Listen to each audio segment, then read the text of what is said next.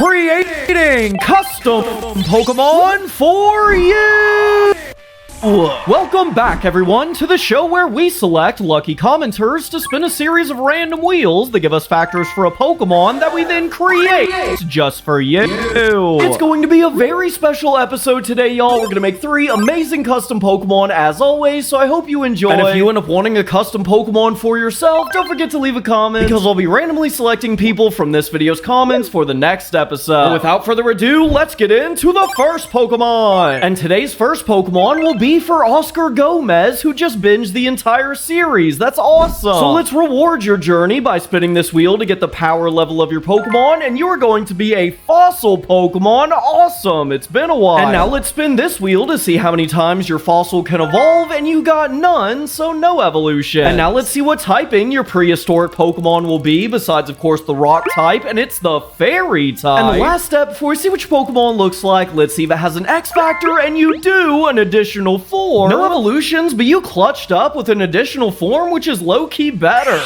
Making this Pokemon took a real stroke of genius. Your Pokemon is Pictogrog, the cave painting Pokemon. Despite hailing from a time where lifespans were short and being terrifying was the best way to stay alive, this Pokemon somehow found a way to survive thanks to its artistic ability. That's right, as by using crushed up berries to make a primitive form of paint, Pictogrog was able to draw different terrifying creatures on the walls of its cave home, which scared most potential threats away, as their tiny brains perceived the sketches as real. And not only was this a great way for Pictogrog to protect itself, but it was also extremely helpful to modern day science, as the Pokemon's surviving sketches were vital to understanding the size and scale of multiple extinct fossil Pokemon. And it's this Pokemon's painting prowess which is reflected in its new form changing method, whereby giving different berries to Pictogrog and having it hold them for 10 battles, it will use them to not only craft different colored paint, but entire new forms as well. If given an Oranberry, it'll create its defense form. Now, having crafted a giant mammoth-like sculpture for itself to sit in, this Pokemon is now able to shrug off most enemy attacks, as by tricking the opponent into thinking the entire structure is part of its body, it will lead them to aim for what they think is its legs inside, only to be met with solid rock. When given a Tomato Berry, it'll create its attack form, an extremely intimidating form that will terrify all that look at it, as not only does it resemble the ancient hunters of its day, but the red tomato paste paint can also be easily mistaken for blood. And if given a Pekka Berry, it'll create its speed form, a surprisingly aerodynamic form that Pictogrog can use to sail itself off of high mountain peaks to glide for insane distances. And while yes, this is a pretty effective and stylish way to travel around, it's certainly not safe, as every landing is destined to become a giant crash.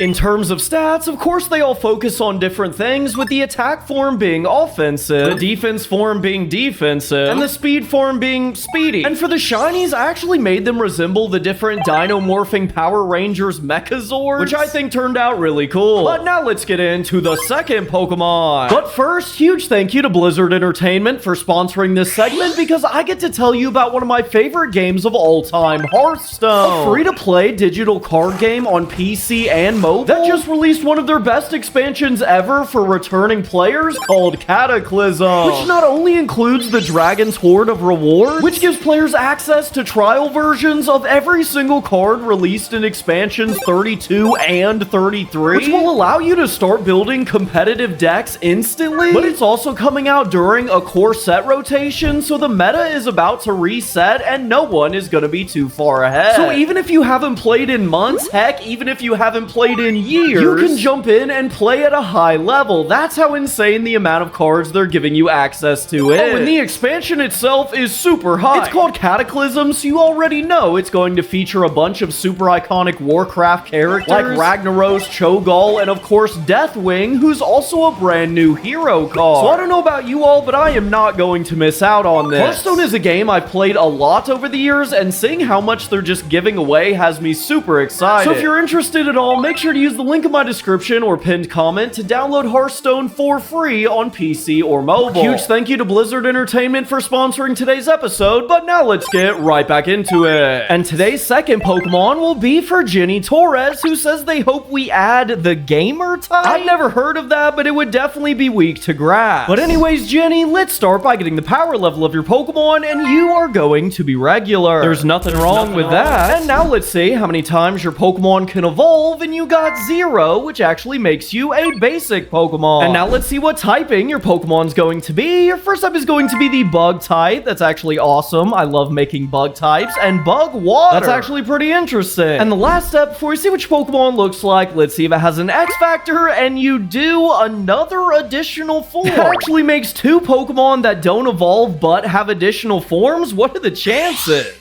I know you're all excited for a cool Pokemon, but to be honest, this one sucks. Your Pokemon is Draydene, the Life Leecher Pokemon. Based on the several species of aquatic leeches, this Pokemon is of course known for one terrifying thing: drinking the bodily fluids of other Pokemon, as it can be seen using its dark color palette to blend in with the darkness of deep ocean water, before sneaking right up to potential prey and using a swift crunch to latch onto their body and begin siphoning away their essence. And not only does this drain the opponent of their ability to fight back, but it also empowers this usually weak Pokemon into more and more of a threat the longer it feeds. And this is reflected in the Pokemon's signature ability, Life Leecher, an ability that's completely centered around the iconic bug-type move, Life Leech, which states that every time Draydene connects with Life Leech, it will gain a 20-point boost to its base attack stat for the rest of the battle. And if this isn't terrifying enough, if Draydene manages to increase its attack this way 3 times, it will transform into its Ravenous mode. Now having burst 2 additional plasma heads from the side of its body, this Pokemon will stay in this much stronger and faster form for the remainder of the battle. But that's not all, as its ability itself will also be upgraded, as it now states that while Leech Life will no longer have lifesteal, it will get a giant boost to its base power, as it now deals 120 damage.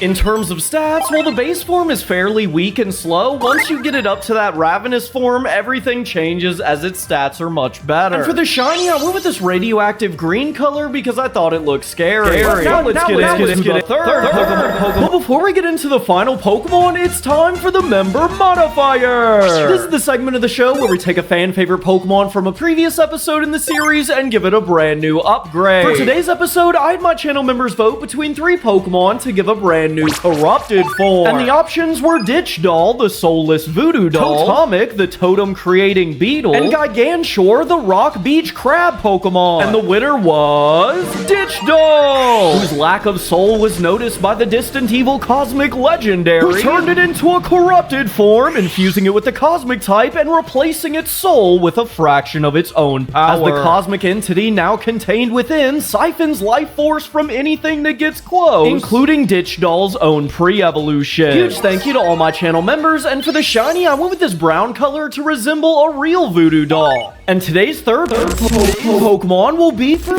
Lucy Cleaver. Well, since you asked so nicely, let's do it. And of course, we'll start by getting the power level of your Pokemon. And I can't believe it, you got the God.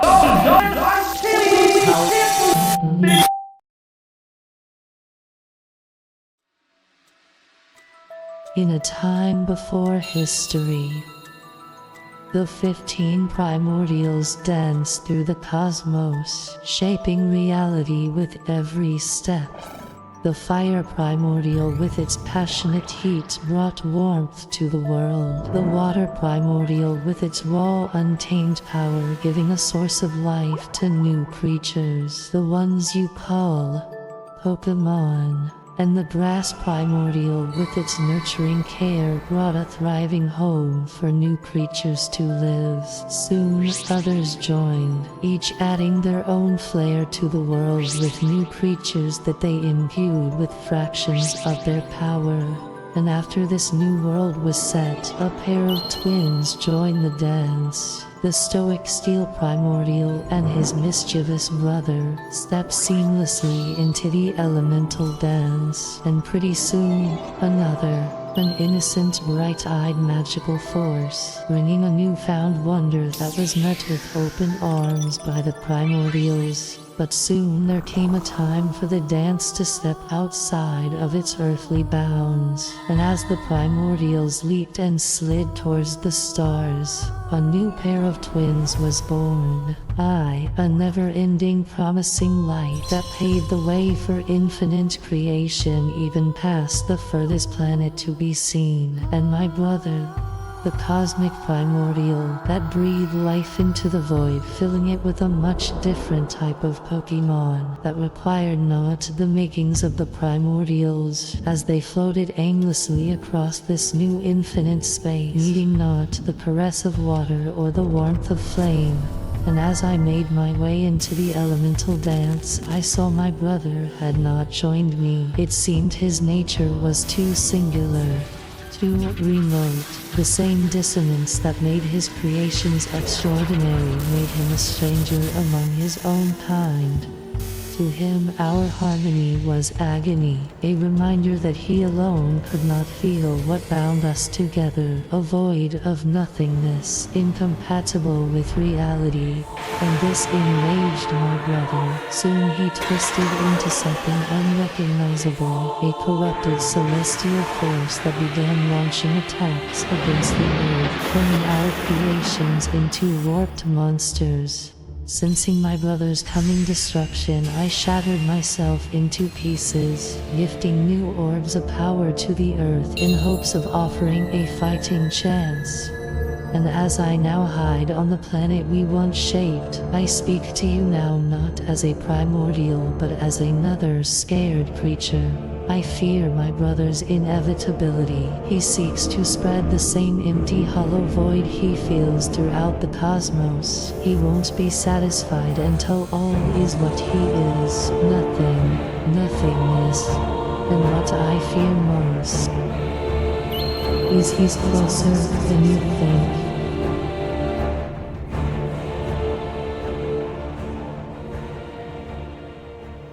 Again, huge thank you to Blizzard for sponsoring today's episode. Make sure to check out Hearthstone's newest expansion by using the link in my description or pinned comment. Especially if you're a returning player, because right now is an amazing time to get back into the game. And I'll see you all in the next episode with a demo in tow, but until then, peace.